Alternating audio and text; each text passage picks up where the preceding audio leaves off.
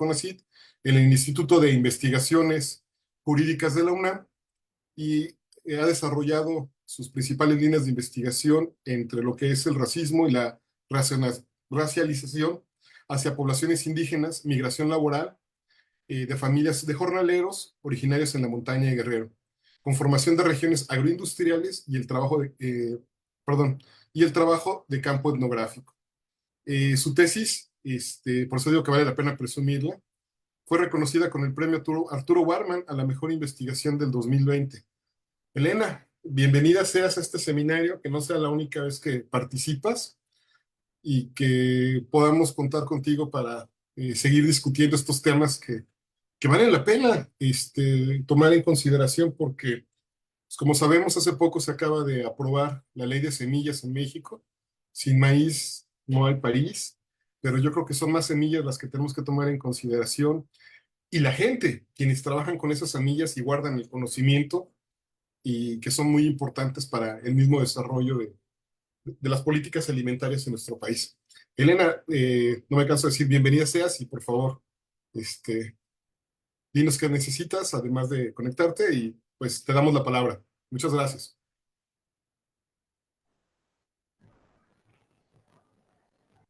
Hola, muy buenas tardes. Espero que me escuchen bien.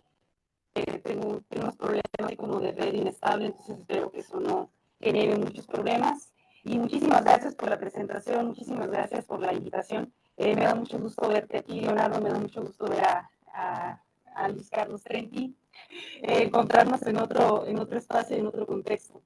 Y pues lo que sí me gustaría hacer es compartir pantalla.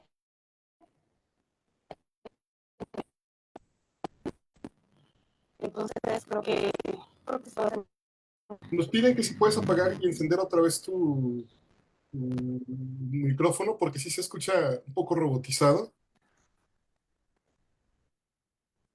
sí. Ok, en Servicio de Biblioteca nos puede permitir que Elena comparta. Ahí está. Claro, ya tiene privilegios. Muy bien, gracias. Elena, ahora sí, te escuchamos. Bueno, mientras que pasa, cuento un chiste porque está tardándosela. Sí, ya sé que sí, sí. Vamos a quitar nuestras cámaras para que sea más ágil la conexión, por favor, ¿no? Sí. Sí, la mía y sí, para. Entonces, esto le titulé Migración laboral y sus repercusiones en los mercados locales y producción de alimentos, un poco para entender pues qué sucede en estos contextos campesinos, rurales, que tradicionalmente han sido campesinos y que durante, bueno, en las últimas décadas, que son bastantes desde mitad del siglo XX, pues se han vinculado a los mercados laborales a partir de la migración. Y entonces, ¿qué implicaciones sociales, económicas tiene esto en la producción de alimentos y además en mercados locales extendidos antes de que todo esto sucediera? Entonces, bueno, el objetivo básicamente de esta presentación es vertir algunas reflexiones sobre estas repercusiones de las que les hablaba sobre la migración laboral, sobre todo los sistemas de distribución y comercialización de alimentos, y muy específicamente sobre cómo la migración de familias jornaleras indígenas originarias de Guerrero hacen frente a un doble rol, el de ser campesinos en sus propias tierras y comunidades de origen y asalariados trabajadores en tierras ajenas durante ciertas temporadas del año. Una temporada durante sus comunidades y otra temporada fuera de sus comunidades, pero durante todo el año como productores de alimentos, solo que bajo diferentes roles y diferentes contextos y diferentes relaciones con la tierra.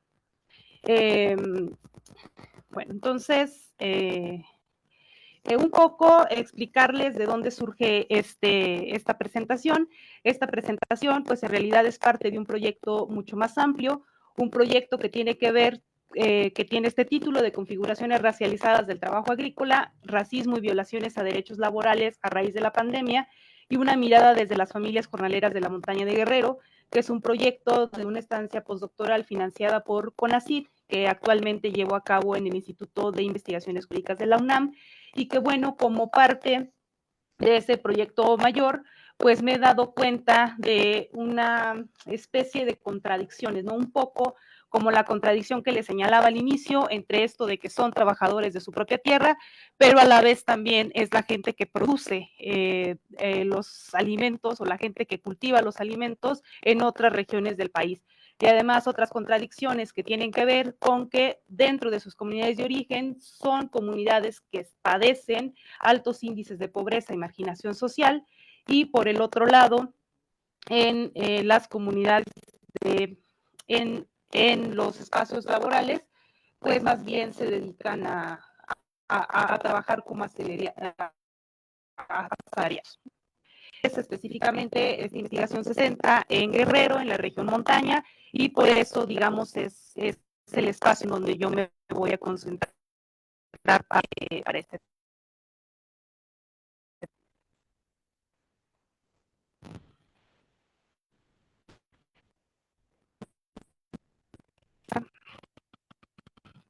Bueno, y de cierta manera, algunas preguntas ya de esta presentación tienen que ver con cuáles son los impactos de las dinámicas migratorias de la producción de alimentos en las comunidades indígenas campesinas y qué tipo de resignificaciones se producen a raíz de la migración. Es decir, no solo ver todas esas repercusiones,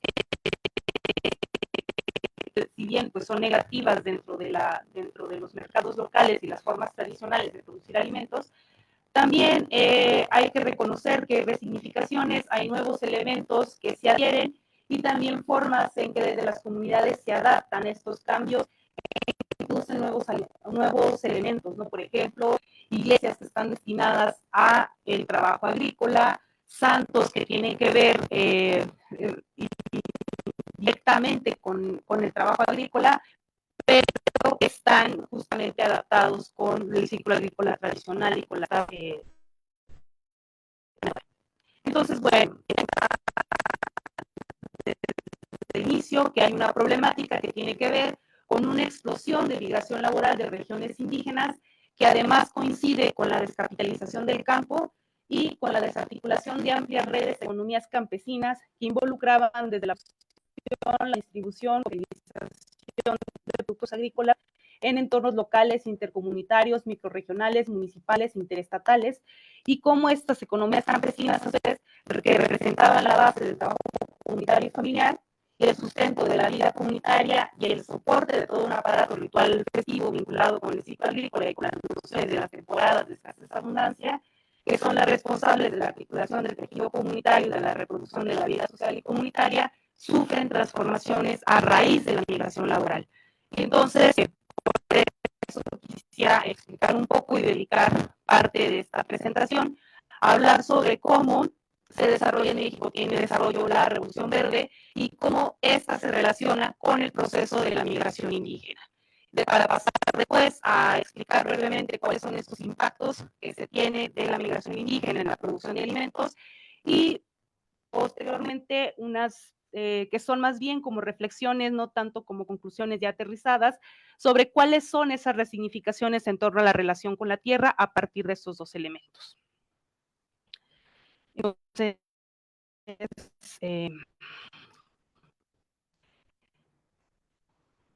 bueno, comenzó con esta imagen que es de la Secretaría de Agricultura y Recursos Hidráulicos, que nos dice cómo en México hay 5.9 millones de personas que se dedican a la preparación y cosecha de la tierra. Y entonces, a partir de este cartel, creo que surge la pregunta de cómo se distribuye en México la producción de alimentos, o sea, cómo se está distribuyendo esos 5.9 millones de personas, y porque creo que detrás de esa pregunta hay una serie de desigualdades y que sería interesante como detallar o reflexionar, ¿no? Justamente creo que esto va a ser demasiado breve y no amerita, bueno, amerita toda una discusión y centrarnos en cada uno de estos momentos, pero creo que dar un vistazo de pequeñas estampas sobre lo que ocurrió este proceso de la Revolución Verde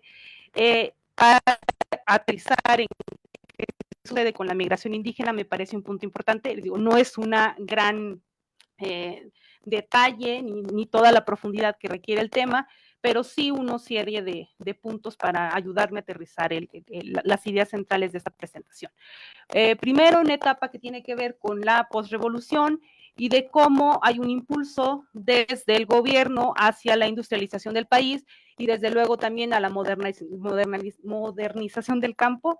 Y entonces, cómo esto se relaciona con la existencia del reparto agrario y con la promoción de créditos para ejidatarios, las primeras asociaciones y cooperativas.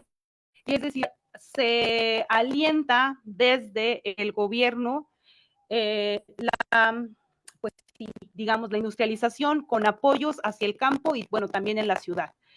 Después, durante el cardenismo, tenemos que se busca esta generación de condiciones para la autosuficiencia alimentaria nacional y que además de todos los créditos e instituciones que habían comenzado desde el periodo anterior, pues también llega o se acelera el reparto agrario como un elemento fundamental justamente para la autosuficiencia alimentaria.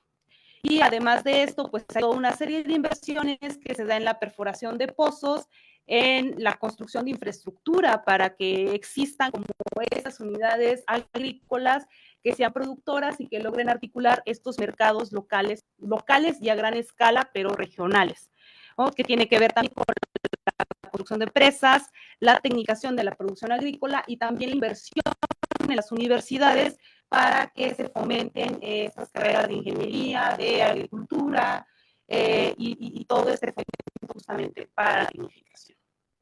Entonces, bueno, tenemos después, que sería más o menos los 60, un auge de la agroindustria. No solo, digamos, o vamos viendo esta tendencia de que no es el auge de la agricultura campesina como tal, que es el pequeño, pues sí, que es el ejidatario, que es el comunero, sino más bien un auge agroindustrial que se da en ciertas regiones del país. Ahorita lo vamos a ver más claramente con un mapa, y de cómo estas regiones logran consolidarse gracias a todos esos apoyos del gobierno y sobre todo con economía pues,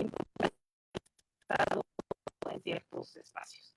Entonces, después podemos tener que por ahí de los 80 viene una temporada que es la del sistema de la exportación, en donde de cierta manera ya entra el contexto neoliberal centrado en la exportación, la inversión privada sobre todo para la innovación tecnológica y el mejoramiento de semillas. Y aquí, además de la injerencia del Estado, entra sobre todo la inversión privada que va muy focalizado hacia la producción, pero la producción agroindustrial, no la producción del campo, no la producción ejidataria, no la producción del comunero. Ahorita estoy dando como estas pequeñas vistas de la Revolución Verde, pero ahorita nos vamos a centrar con qué pasó con la migración indígena durante estos momentos.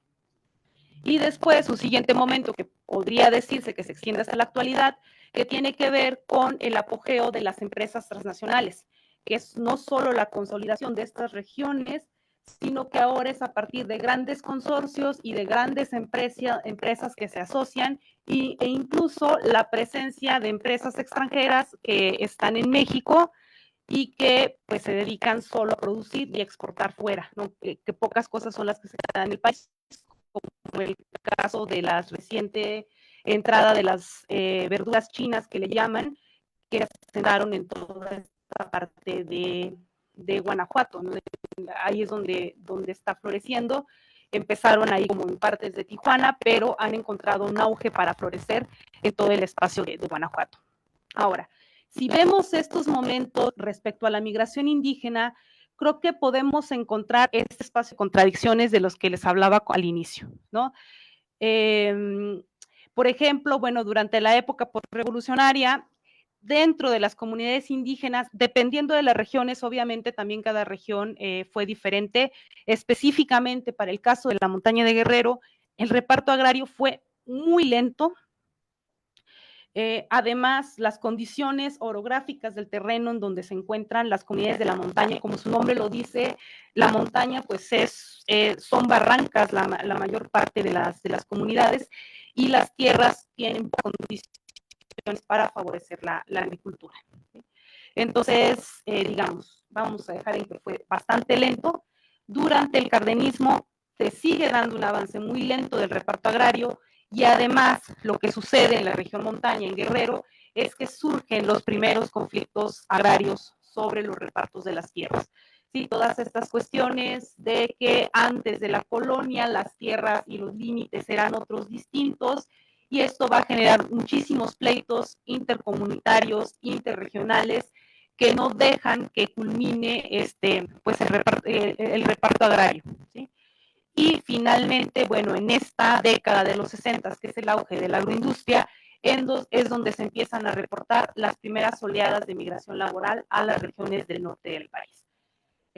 Finalmente, digamos, se suma esta cuestión de que no terminó por amarrar el reparto agrario en la región, aunado con que también, bueno, los apoyos que llegaban del gobierno fueron severamente politizados, además de la presencia de los grupos de caudillos emanados de la revolución y de los caciques, que pues no dejó que se propiciara como este auge de producción de alimentos, ¿no?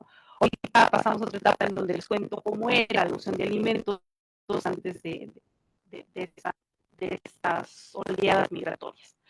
Y entonces, pues bueno, tenemos durante esta década de los 80, con esta etapa del sistema de exportación, cómo hay un crecimiento exponencial de la migración laboral, no solo en la conformación de rutas, destinos, sino en toda una construcción de mercados articulados a la migración. Hay agencias de viajes que venden boletos solo para ida y vuelta a los planes agroindustriales. O sea, hay todo un mercado articulado con la migración, y o sea, la región entera de la montaña de Guerrero es una región de migrantes, que por cierto es cíclica, o sea, ellos van y vienen durante una temporada en el año.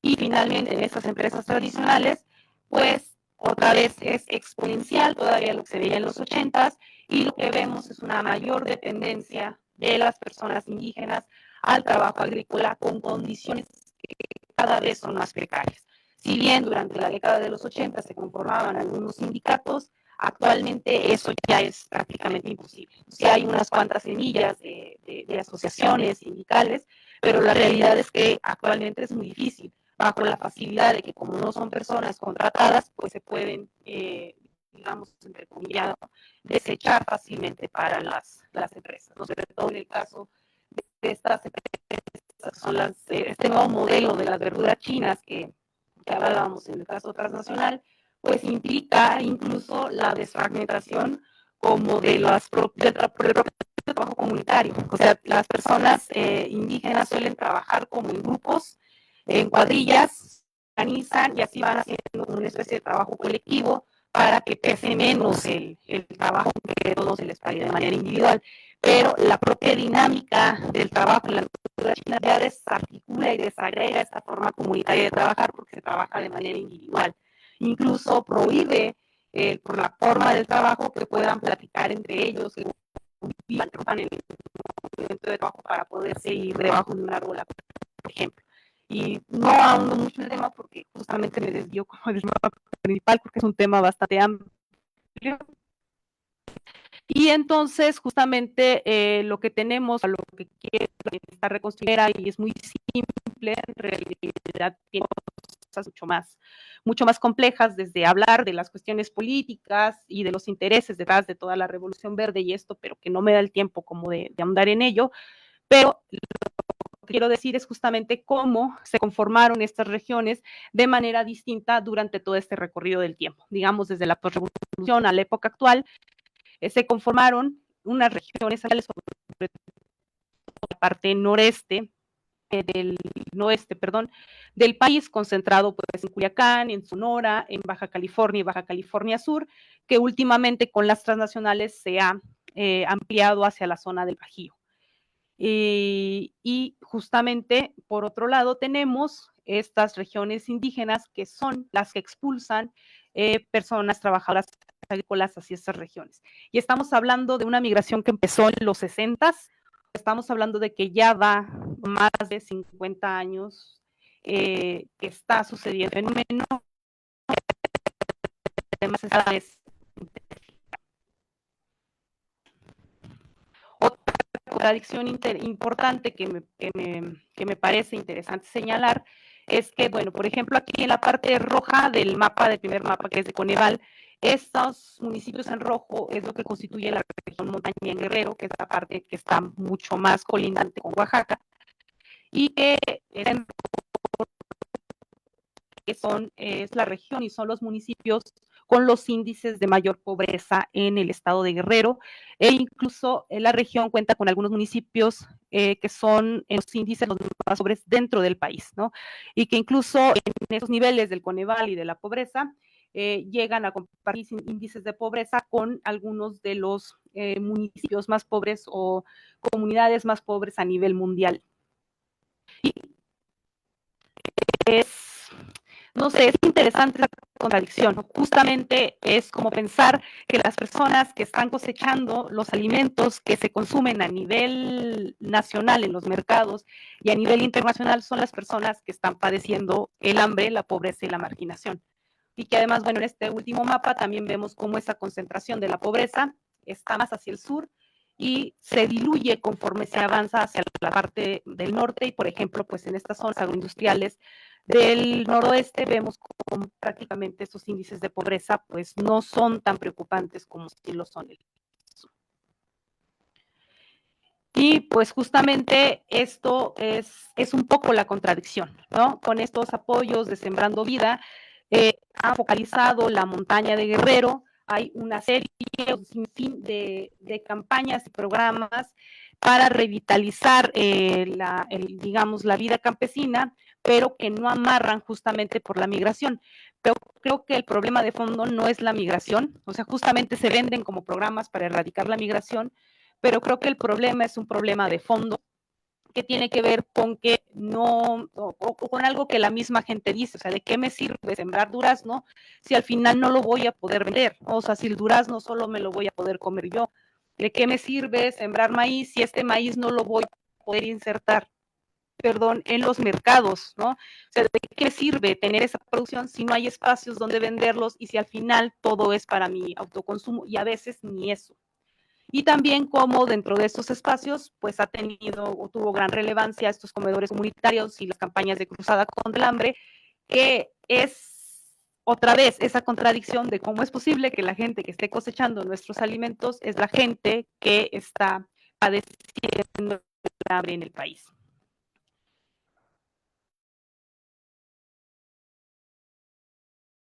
Así se ve una temporada alta de migración.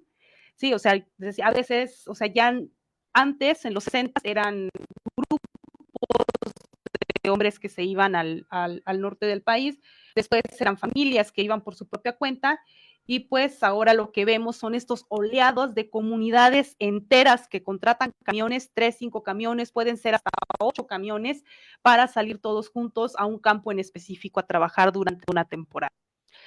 Y entonces, esas contradicciones de las que les hablaba, ¿cómo se explica que las poblaciones que se emplean en la producción y recolección de alimentos para abastecer los mercados nacionales e internacionales padezcan el hambre?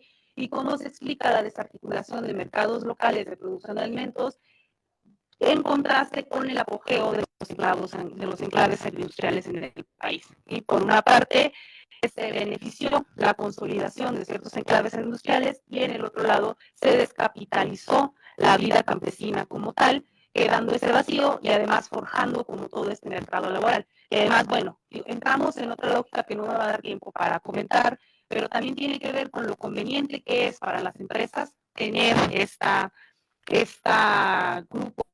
masa de personas en desempleo y en búsqueda de un trabajo sin importar precario. Perdón, todavía no voy a la mira.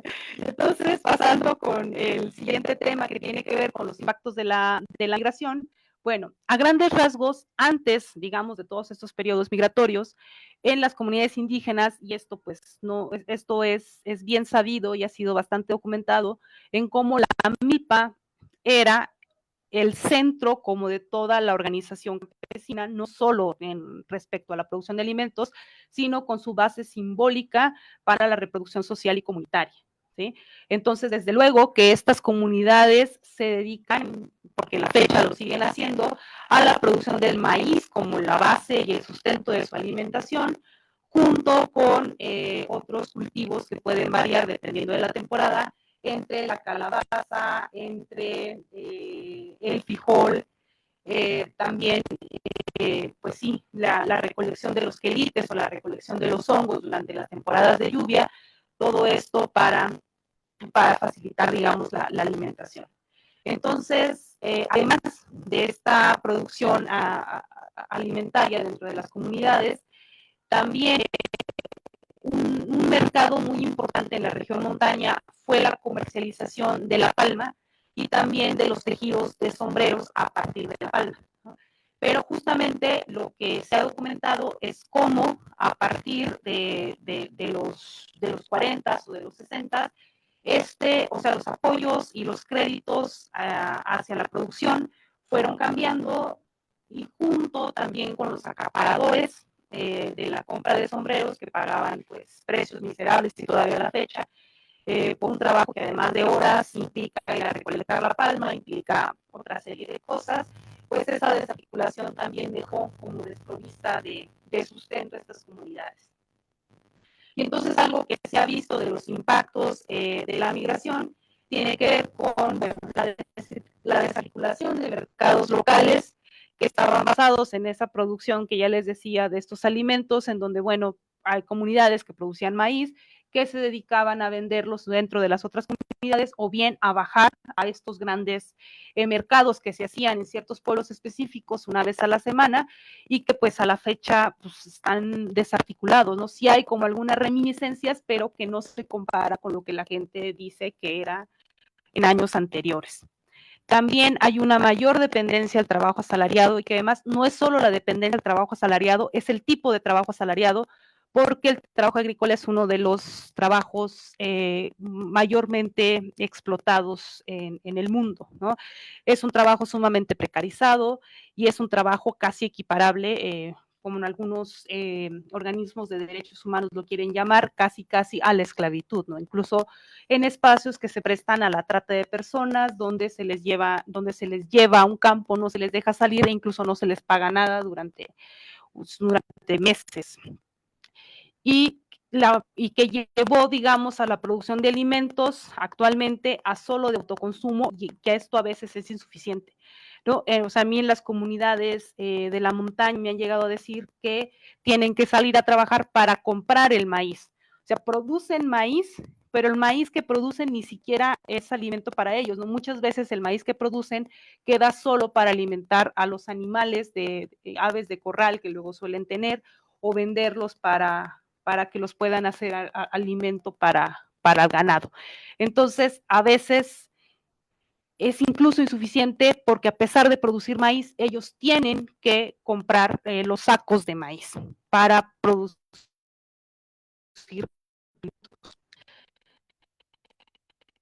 Entonces, problema de resignificación, ¿no? Bueno, ya vimos cómo hay toda esta trayectoria de la migración laboral, cómo esto ha tenido impacto en la vida comunitaria o específicamente en la producción de alimentos. Y luego tenemos, lo pongo entre interrogación porque Dios, todavía son reflexiones en las que voy como aterrizando, intentando hallarles como un significado. Y creo que es importante ver que, a pesar de que todos estos impactos han sido duros y se ve claramente en la desarticulación de estos espacios, se ve también cómo cobra vida la vida comunitaria, valga la redundancia, y cómo sigue viva esta relación con la tierra, que además es una relación diferente. O sea, la relación que tienen con la tierra cuando van como trabajadores agrícolas es completamente diferente a la relación que tienen con su tierra cuando se trata de la milpa. Sí, incluso la misma gente lo dice, o sea, es que acá mi tierra necesita comer, mi tierra necesita descansar, y aquella tierra nunca descansa, ¿no? Nunca descansa, nunca, no se alimenta, nunca das nada a cambio. Entonces, creo que en esto de la resignificación, a pesar de la migración laboral, hay una renovación de la relación comunitaria a partir del seguimiento del ciclo agrícola y de las fiestas religiosas. Además, es interesante cómo el ciclo agrícola está articulado con el ciclo migratorio. Esto voy a entrar a detalle de la siguiente lámina. Y también cómo hay adaptaciones en los elementos utilizados en los momentos rituales. Como les decía, o sea, hay comunidades que tienen su iglesia y aparte tienen la capilla de los migrantes o la capilla de los jornaleros. Una cosa son los migrantes en Estados Unidos, acá que se tiene del migrante jornalero. Entonces hay una capilla específicamente dedicada para el jornalero y que casi siempre se simboliza con la imagen de un tomate, que es el principal, como es el mercado de hortalizas, entonces es generalmente lo que piscan. Entonces es curiosa esa imagen, ¿no? Como también desde una asociación que es el Consejo de Jornaleros de la Montaña, luego ponen ese tomate con forma como que llegan a la comunidad de aquí.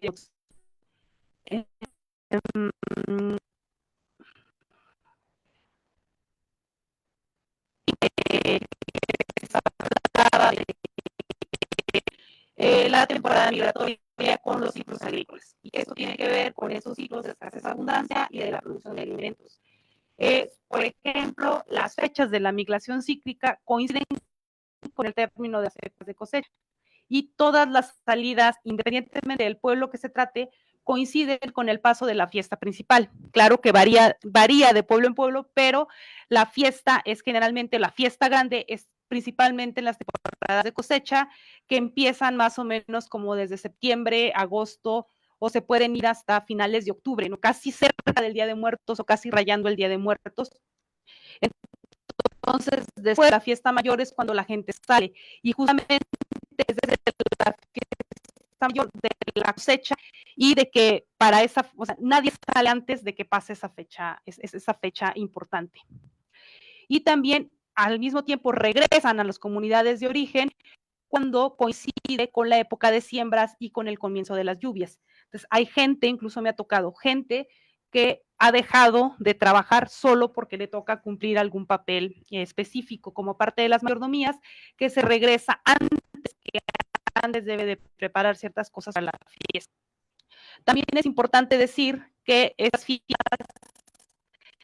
importantes dentro de las comunidades, pues se financian con el dinero proveniente del trabajo agrícola, ¿sí? O sea, la gente sale con la finalidad de ganar dinero para poder hacer la fiesta o para poder llegar a la fiesta. Y también que los marcadores de prestigio social y de estatus dentro de la comunidad se replican en los espacios migratorios y viceversa. Es decir, hay una articulación de esos elementos desde las personas que hacen la fiesta, desde las personas que son las encargadas de llevarlos o de representarlos en los campos agrícolas. Sobre todo hay que tomar en cuenta que mucha población es población monolingüe, entonces necesitan una persona que sea la que hable o negocie los trabajos, los pagos, etcétera, etcétera. Y justamente se ve que estas personas se relacionan también con quien son las que tienen los cargos en las mayordomías o las que juegan un papel importante en el momento de las fiestas importantes. Y pues esta parte que también me parece muy interesante, que es como esto que me han llegado a decir en las comunidades de la montaña, de que la tierra también come, ¿no? Y de cómo justamente esta idea es contradictoria bajo el modelo de la producción agroindustrial, en donde una cosa es que la tierra nos alimenta, pero cómo y que además se explota de manera intensificada durante todo el año, o se busca que así sea durante todo el año, y cómo eso contrasta con un conocimiento de las comunidades indígenas de que a esa tierra hay que dejarla descansar, ¿no? Y cómo esta cuestión de que la tierra está cansada y de incluso saber o de que hay gente que sabe o puede decir cuándo la tierra se cansó, cuándo la tierra está enojada, cuándo la tierra quiere comer o cuándo la tierra también siente dolor, ¿no? Y creo que esas cosas también, desde luego, tienen que ver con la idea de la producción de alimentos, porque es un conocimiento que viene, o sea, todas estas fiestas de las que les hablo son fiestas que tienen su origen desde tiempos remotos, prehispánicos, y que desde luego tienen todo este conocimiento ancestral sobre el cuidado de la tierra y sobre cómo ese cuidado de la tierra garantiza la alimentación y garantiza que existan esos alimentos de calidad, ¿no? Entonces, me parece que eso también es un contraste y una de las contradicciones. Y finalmente, para ir cerrando, que yo sé que es un tema muy extenso y que quizá tengan algunas dudas que no he logrado yo como amarrar con todo lo que les he presentado, pero que sí es bastante extenso cada uno de los puntos. Creo que un primer punto importante es que la migración indígena ha traído consigo impactos en las comunidades de origen respecto a la producción de alimentos, como ya veíamos, ¿no? Que sí hay una desarticulación de esos mercados y ya no se puede vivir de la tierra, que creo que es una de las cosas más preocupantes y que ya hay décadas que la gente que la gente campesina está diciendo a gritos que ya no se puede vivir de la tierra y es algo a lo que no se le ha prestado la suficiente atención, ¿no? Sin embargo, la migración indígena es una consecuencia directa de estas contradicciones en la forma en cómo se han distribuido los apoyos y la conformación de regiones campesinas y enclaves agroindustriales, ¿no? O sea, no es tanto que no hay apoyos, no es tanto que no se quiera intensificar, porque en ciertas regiones sí se logró, lo que les digo, o sea, esto es muy complejo y requiere una explicación que me llevaría como más tiempo decir por qué se conformaron de manera desigual ambas regiones. Lo que se representa lo que representa un escenario de contradicciones, como son las zonas expulsadas contra los destinos agroindustriales, el trabajo en la tierra ajena a costa de dejar la propia, la cosecha de alimentos contra padecer el hambre en sus comunidades de origen, ¿no? Y en este escenario contradictorio, la vida comunitaria persiste a partir de las fiestas y se resignifican articulando nuevos elementos, pero manteniendo vivos significados relacionados a la tierra y a la milpa. Y me parece importante apuntalar justamente esta problemática en dirección a esto, qué repercusiones tiene en un futuro para la producción de nuestros alimentos, ¿no? O sea, hay toda una serie de conocimientos que existen y que han existido durante cientos de años sobre cómo cuidar esa tierra, cómo dejarla descansar para que produzcan alimentos y de cómo justamente esas comunidades que tienen esos conocimientos ahorita están padeciendo o están en estos círculos migratorios, mercados laborales, bajo sistemas de explotación y desarticulados de esa producción alimentaria, aunque siga todavía viva esa relación que se tiene con la tierra. Entonces, yo aquí dejo mi presentación. Muchas gracias por su atención. Si tienen alguna pregunta, pues con gusto la contesto.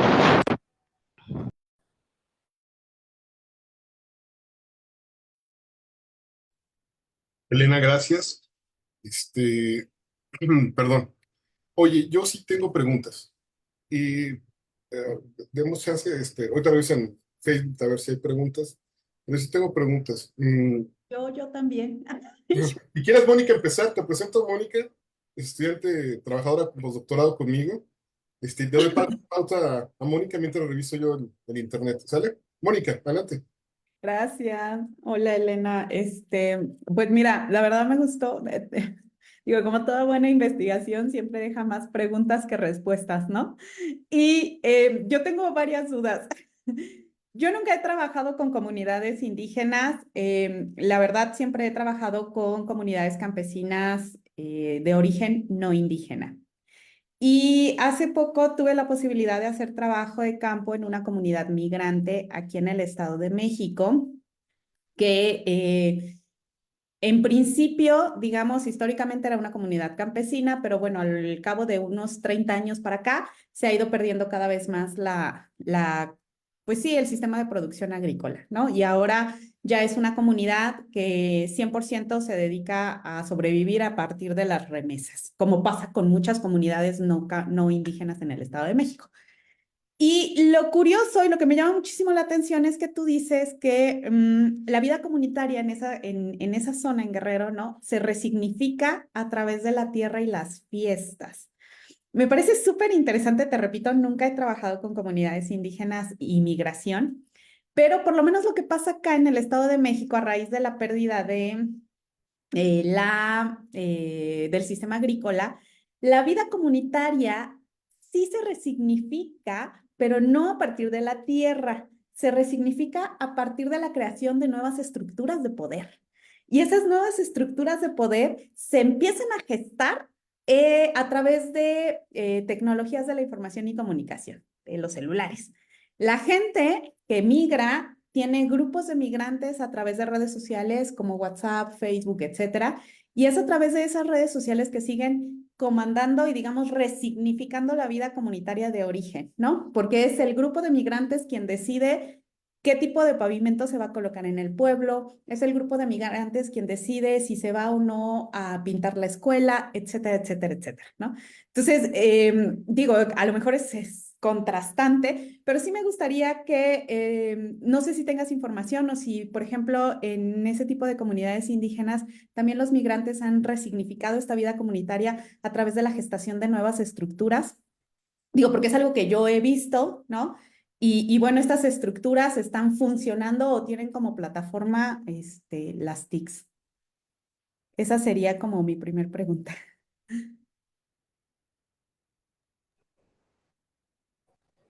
Adelante, Elena. Gracias, Mónica. No, yo sé que, Leonardo, hiciste un par de preguntas, es que me escuchaba como en el cotado y no supe si hiciste las dos preguntas o no, perdón. Nada más hizo una, la primera del uso de las TICs. Ajá. Sí, o Ajá, sea, sí, bien, perfecto. Sí, entonces es que sí la escuché completa. Sí, mira, hay un punto importante acá que creo que tiene que ver con que la región montaña es una región que no tiene todavía acceso al Internet. Entonces, hay comunidades donde no hay señal de Internet, no hay red de telefónica. Entonces, desde luego que esto no quita que la gente tenga acceso a teléfonos celulares, que la gente tenga acceso al Internet mediante, pues sí, la renta de una computadora en cibercafés, pero esto está limitado porque no es algo a lo que accedes todos los días como si es en nuestra realidad cotidiana, ¿no?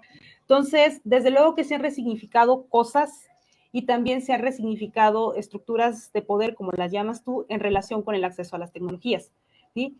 Por ejemplo, en la población joven, sobre todo joven, hablando de gente que está entre los 11 y los 16 años, o sea, les gusta migrar, ¿no? Y les gusta puede. Y también luego lo que pasa es romper esas estructuras porque buscan parejas que ya no son dentro de su comunidad, sino de migrantes de otras comunidades que conocen en los destinos agroindustriales. Y hablo de estructuras de poder porque esto también sirve, sobre todo en los destinos agroindustriales, no tanto en la comunidad, para manipular el acceso a estas vías, ¿no? Sobre todo también, digamos, en los campos agrícolas tampoco tienes como muy fácil porque para eso tienes que salir y los, digamos, cibercafés están demasiado lejos de donde, pero sí tienen señal, pero necesitan datos. Entonces, para acceder a los datos, necesitas dinero y el dinero luego se puede cambiar por trabajo. Entonces, como estas cosas de no te pago, pero lo que voy a hacer es que te cargo. Y entonces así ya existen como estas, digamos, no sé tanto si estructura de poder, pero se puede manipular a las personas por este fácil acceso a los, ¿no? También me parece interesante lo que tú mencionas de cómo o sea, existen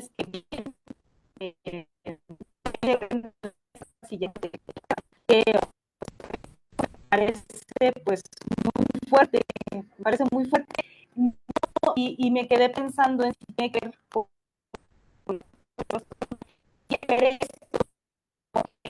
comunidades particular en relación es difícil de romper, que la la tierra articula sentidos de pertenencia y de... No sé si tenga que ver, es como una suposición muy apresurada y aventurada, pero no sé. Elena, perdón, pero no alcancé a escuchar la última parte. Creo que la red nos está jugando una mala jugada, por ahí un mal chiste.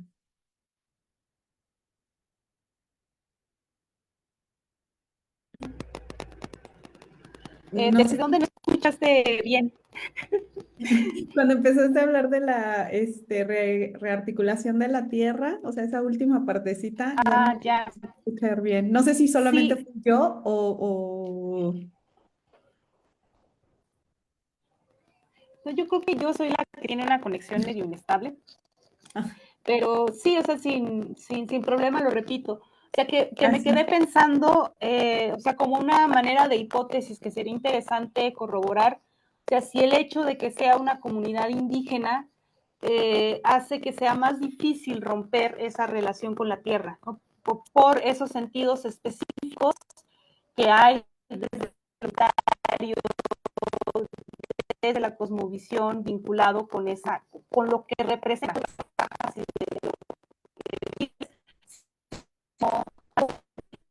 Sí, claro.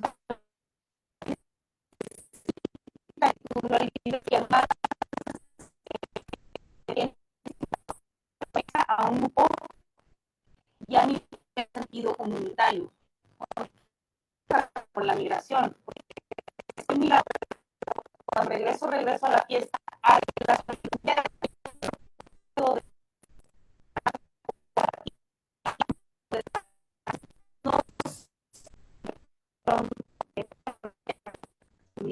indígena.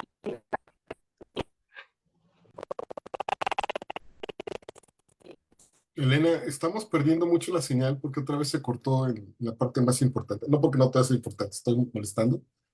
Este, pero sí es el internet. Eh,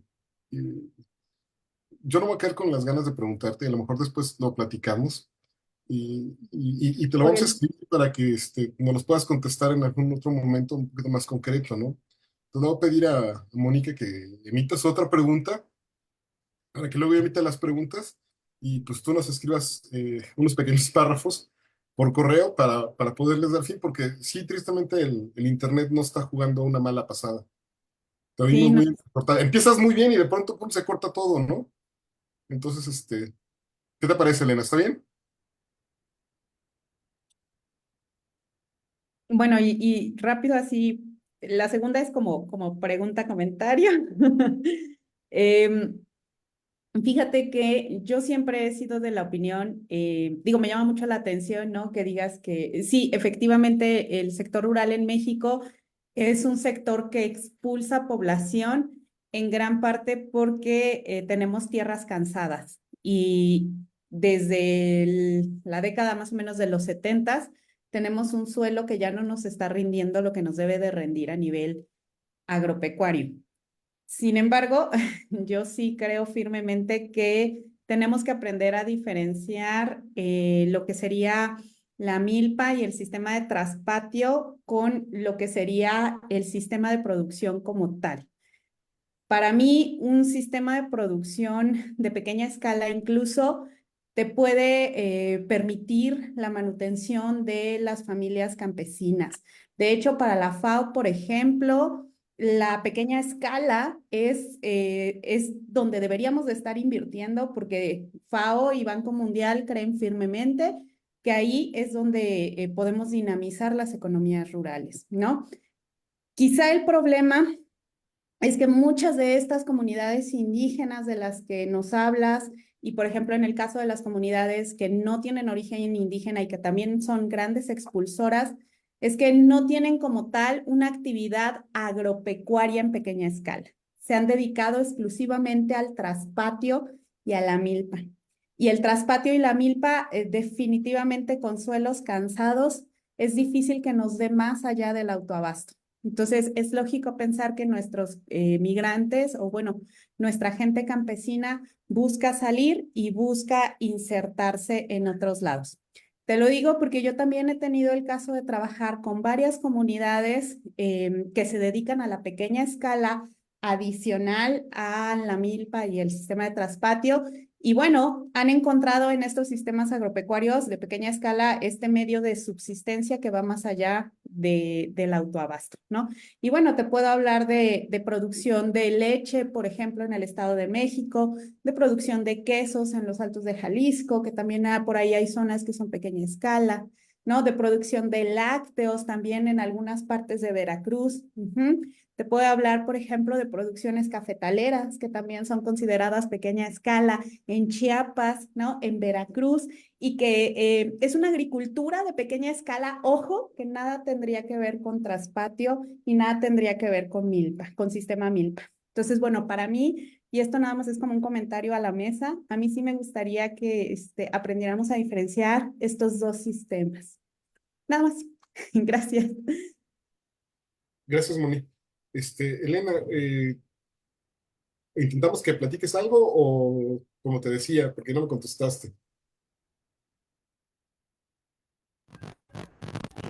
Es que a ti te escucho un poco más entrecortado, entonces por eso no sé si me hiciste una pregunta No, no te hice pregunta. La pregunta fue si, la pregunta fue si o puedes qué, o contestar cuál fue el algo comentario. de lo que comentó Mónica Ajá. o lo dejamos para que nos contestes por correo.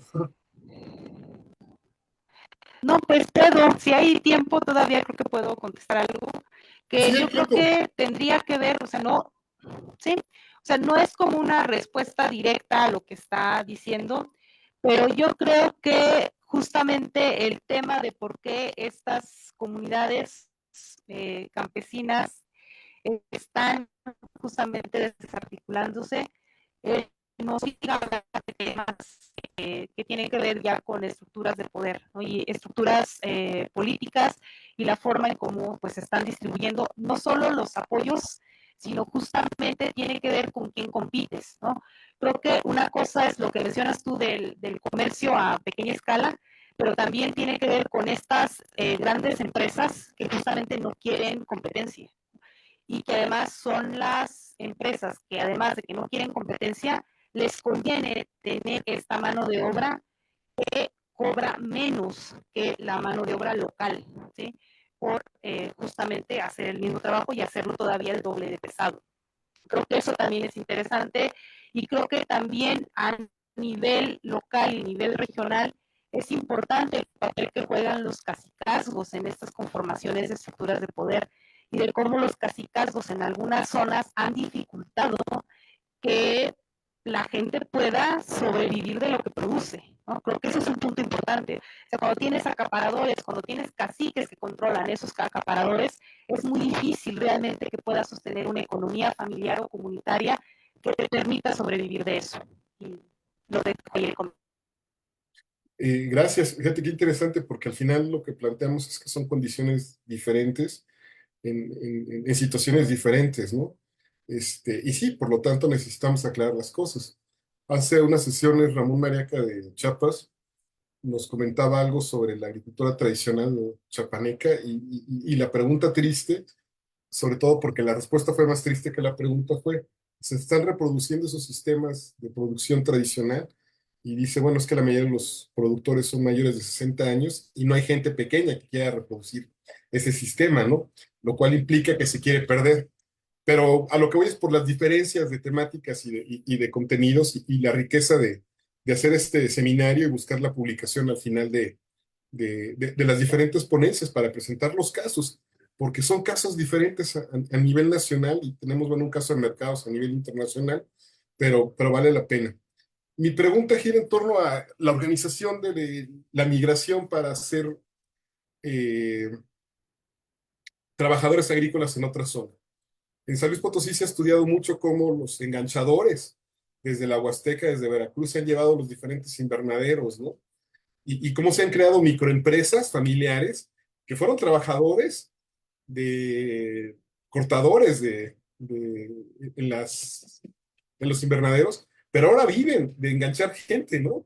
Y han creado toda una serie de estructuras para evitar que el trabajador se suba y se baje, ¿no? En las paradas a donde pasan al baño o a comer, porque les piden el INE, les piden acta de nacimiento, porque muchos se suben o se subían, tenían el recibo del pago del enganche, y se bajaban, repito, en la siguiente parada, ¿no?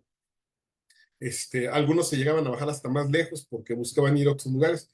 Pero ¿eso qué ha implicado? Porque tú decías, bueno, al principio se iba el trabajador y ahora se van familias completas, ¿no? Eso implica también tener una forma de control más interesante. ¿Lo has investigado eso? ¿Tienes datos sobre eso?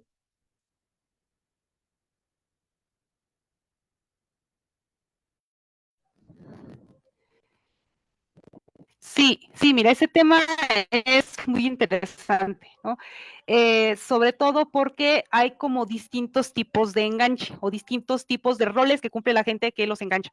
Una cosa es el enganchador de la empresa agrícola, que puede ser gente local, no gente de Sinaloa, gente de San Luis Potosí, que va directamente a las comunidades, que va en un bocho con una bocina voceando que contratan. Y otra figura es la figura local, que a mí me parece que es mucho más interesante porque es sumamente contradictoria y tiene muchísimos matices, porque es una persona que para poder funcionar tiene que ser fiel tanto a la empresa agrícola como fiel a la comunidad. Entonces, generalmente son personas de la comunidad, o sea, si son comunidades mixtecas, son personas mixtecas que hablan el mixteco, que le hablan a la gente en mixteco, pero que luego llegan a los campos agrícolas a hablar perfectamente el español y a pelearse de cara a cara con los capataces, con los dueños de las empresas y con todo este tipo de cosas. Efectivamente, ejercen un control impresionante, ¿sí?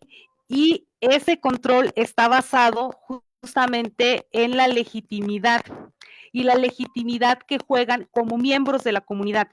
Entonces, ahí, por eso decía yo que el estatus y el prestigio social se entrelazan también, porque luego le llaman cabo a la persona que lleva gente, pero son de las comunidades indígenas los cabos.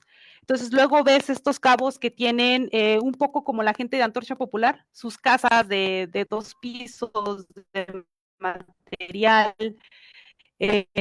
luego son los padrinos de todo mundo porque todas las personas quieren que apadrine a su hijo y que justamente es una delgada línea porque la persona juega con todos los capitales de la identidad dentro de su, ¿no?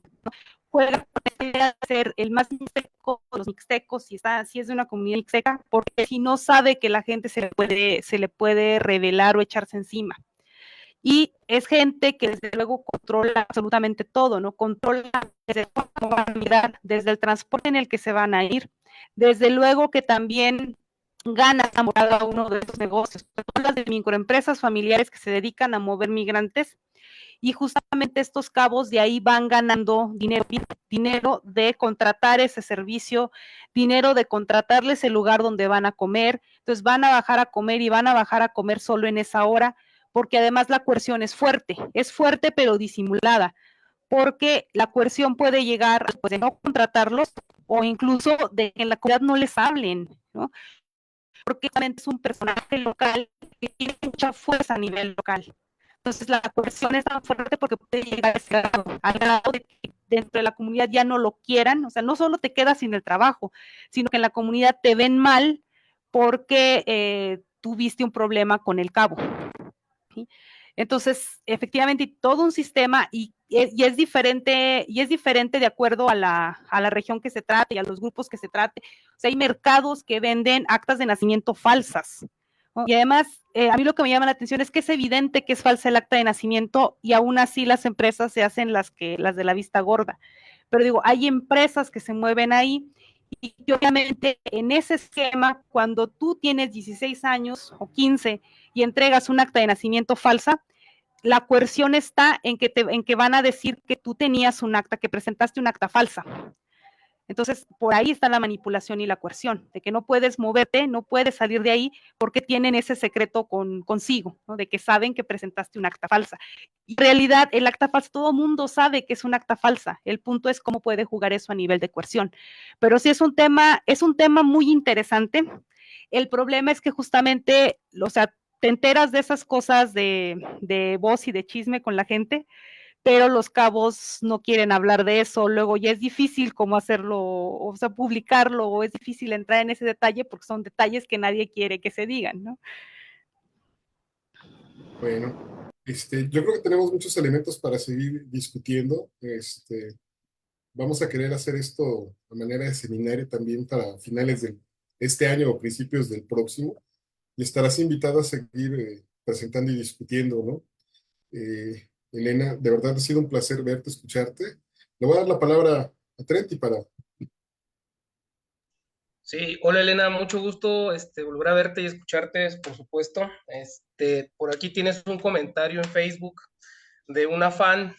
Dice que te agradece mucho tu investigación y tu enfoque. Dice que esta persona consultó muchas veces tu tesis doctoral mientras realizaba su investigación de maestría, que su asesora, la doctora Laura Saavedra, la acercó a tu producción científica, ¿no? Entonces, bueno, pues ahí tienes un comentario del público que te aclama.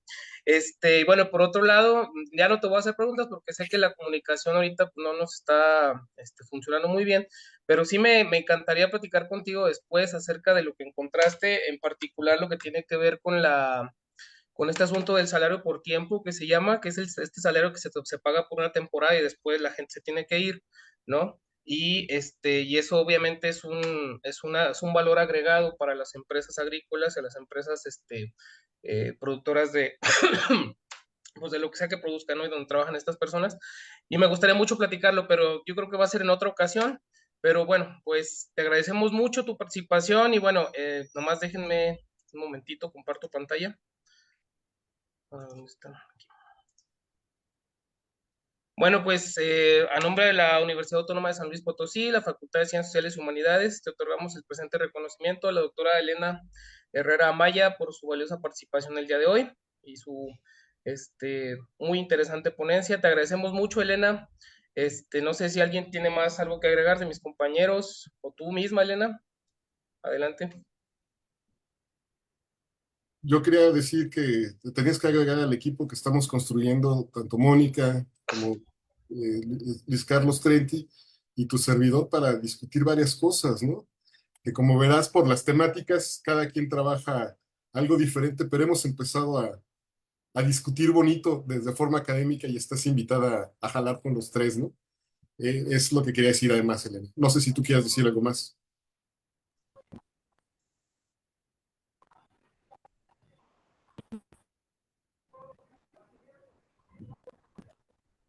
Pues muchas gracias, muchas gracias. Yo encantada de trabajar con también eso. Creo que me voy a estar con las reflexiones que están ahí, pero que justamente es difícil o no nos damos el tiempo como de hablar lo suficiente.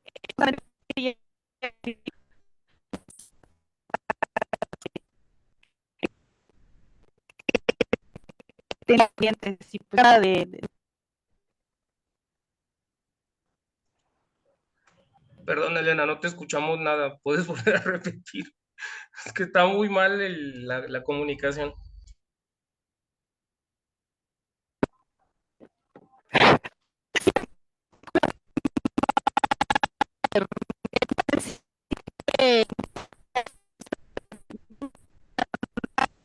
De participar, la temática muy aterrizar por ahí ya diferentes, ¿no? Creo que el hecho de sacar como este libro colectivo me va a obligar justamente ya a plasmarlas en el papel y darle un sentido. Bueno, pues estás invitado obligatoriamente a hacerlo. Un abrazo y gracias a Mónica y gracias al Servicio de Bibliotecas. Y bueno, pues esperamos pronto tu trabajo, ¿no? Y pues nos vemos en la última sesión que se pasa para el 10 de abril, a la misma hora, de manera de sesión virtual. Va a presentar Carlos su trabajo. Elena, pues si quieres integrarte, pues nos avisas y te mandamos el link, ¿sale? Bueno, muchas gracias a todos. Gracias. Nos vemos. Chao, chao. Bye, bye. Bye.